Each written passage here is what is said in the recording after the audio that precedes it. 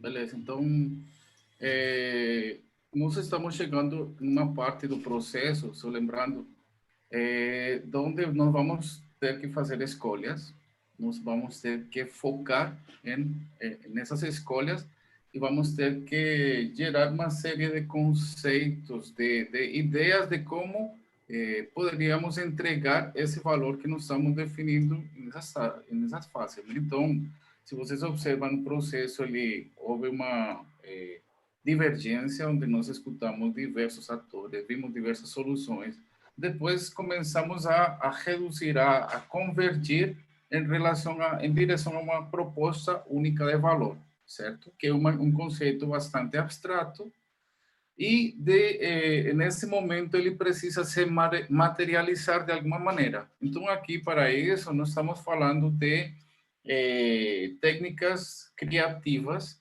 que são basicamente trabalhos em grupo, né? Onde a gente precisa escolhe um problema e tenta ensaiar novas soluções e assumir novos desafios. Como que poderia ser feito a entrega desse valor de uma maneira inovadora, né? Então, nesse processo, nesse momento, a equipe passa por estágios de desorganização temporal e ruptura de estruturas estabelecidas.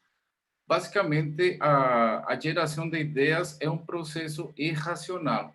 Se a gente fizer aqui um raio-x dos nossos cérebros, né, os estudiosos da criatividade, eles são é, contundentes em afirmar que existem habilidades, né, que estão muito associadas a um pensamento mais racional no nosso cérebro, e existem umas outras que estão realmente ligadas a esse pensamento mais atemporal, mais livre de associação, né? Por isso que, sei lá, muitas das o perfil de uma pessoa criativa, uma artista, ele se encaixa muito mais dentro dessas características do hemisfério direito do nosso cérebro, né?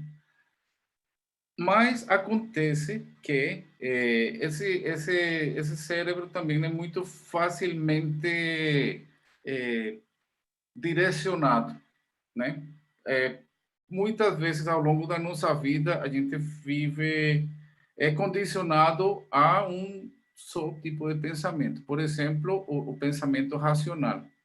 E nós não conseguimos entender o mundo de uma outra forma. Então, estamos, em outras palavras, deixando de utilizar boa parte das habilidades do nosso cérebro.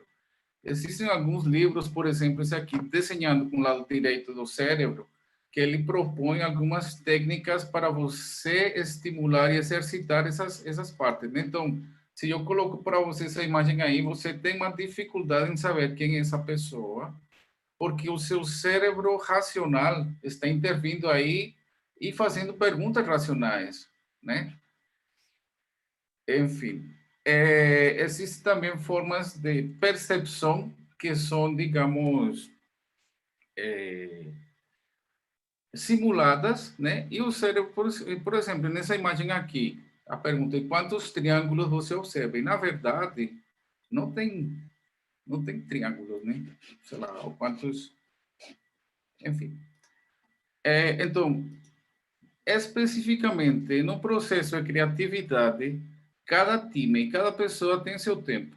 Se nós temos dentro desse processo uma fase de preparação, de incubação, de iluminação e verificação, ele vai variar de pessoa para pessoa. Tem pessoas que são muito mais rápidas, por exemplo, entendendo o problema, mas podem passar um tempo muito maior incubando a ideia, até que, sei lá, você está lá tomando banho no seu chuveiro e de repente tem um momento assim de lucidez e entende uma possível resposta, né?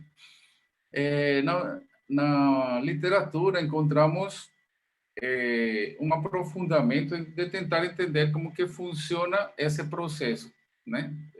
Do ponto de vista biológico. E aí encontramos basicamente três tipos de clusters de como nós organizamos a informação nas nossas cabeças, né? Nós temos, por um lado, as operações intelectuais, os conteúdos, o tipo de informação que estão armazenadas e as formas como estamos organizando esses conteúdos, né? Então, imagine um cubo onde você vai poder ter diversas maneiras diversas combinatórias, e é isso que torna, obviamente, os indivíduos únicos, né? Porque cada um tem a forma de ver o mundo com uma combinação dessas aqui. Então, vocês veem, por exemplo, que existem várias formas de lidar com essas informações, né? Para muitas pessoas, por exemplo, é muito mais fácil entender as informações do mundo em, digamos, o que seria chamado de bits de informação. Aprender, por exemplo, um número de CPF é mais fácil quando você destrincha ele em 3, 4 números em uma sequência do que aprender esse número lá em cima, né? Na percepção de texto, quando você lê, você tem mais facilidade em entender o que está escrito aqui a partir do que temos na parte superior das letras do que na parte inferior. Isso aqui para mostrar um pouco das diversas possibilidades, né, e características que nós temos na nossa cabeça.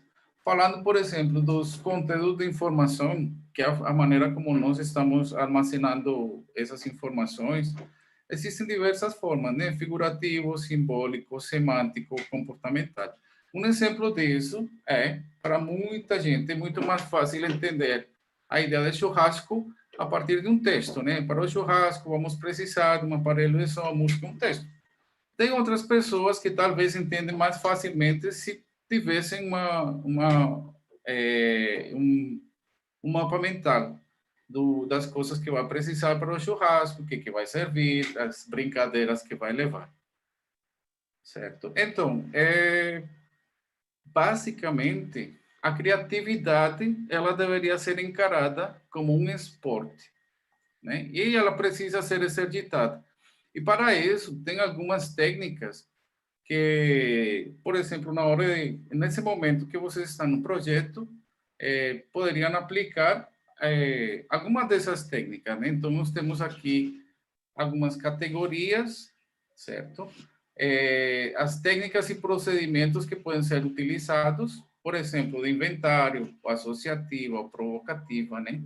E quais os mecanismos utilizados dentro dessa perspectiva.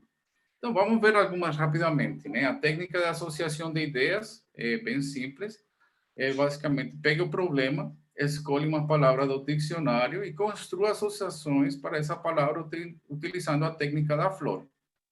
Depois, então, qual é a ideia? Você tentar tirar o lado racional da maneira como você percebe o problema e utilizando essa dissociação, você talvez pode vir a juntar uma nova forma de entendimento do problema, né? Então, você aqui está basicamente destrinchando o problema e colocando terminologias que estão associadas a isso, e depois você constrói novamente, né? O mapa mental também é uma maneira de você entender um problema por categorias. E a grande vantagem disso é que você, em algum momento, percebe algo único, inusitado, que pode levar a uma solução inovadora. Outra das técnicas bastante utilizadas, pelo menos lá no nosso curso com design, é o 6 chapéus do pensamento. Essa é uma técnica de grupo, onde cada chapéu tem associado uma característica, uma postura perante a geração de ideias, né? Então, há um moderador da dinâmica e, em algum momento, ele diz, oh, todo mundo vai colocar agora o chapéu amarelo, ou o chapéu vermelho, né? Então, todo mundo fica emotivo. Aí você começa a falar e apresentar coisas sem pensar muito no que está expressando. Aí depois, tudo isso aqui tem que estar sendo controlado com o tempo, né? Porque o cérebro funciona muito mais eficientemente quando você tem uma organização temporal desse processo. Vocês vão ver a gente vai postar um exemplo de como é a aplicação dessa técnica do chapéu nesse vídeo, né?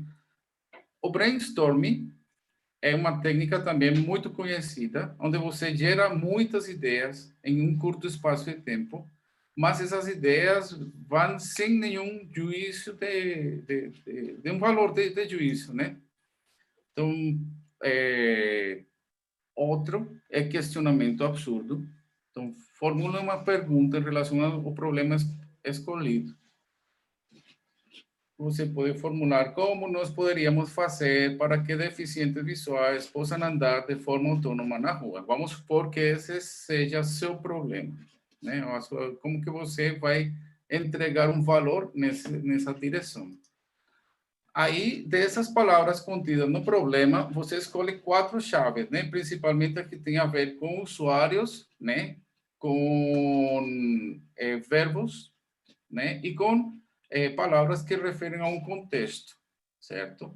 Na sequência, você cria uma espécie de matriz, 4 colunas, onde coloca cada uma dessas palavras. Nós, deficientes visuais, andar na rua. E você gera uma série de palavras aleatórias, né? Por exemplo, nós pode ser a prefeitura, os jovens, os vizinhos, os estudantes, e por aí vai. Na parte de verbos, viajar, dançar, nadar, comprar, etc. Onde que está a parte interessante disso? Quando você conecta ideias aparentemente que não têm nenhuma relação. Como você poderia reformular seu problema, né? Então, finalmente aí nós teríamos como os jovens poderiam ajudar os cadeirantes a dançar numa piscina. Então, isso já coloca o nível de pensamento em outra esfera, né? Uau, não tínhamos pensado nisso, de repente surge uma possibilidade de inovação. E assim você pode misturar e combinar aleatoriamente para ter alguns insights. Obviamente, né, vai ter alguns que não dizem nada com nada, né? Mas tem outros que de repente podem inspirar alguma ideia, né?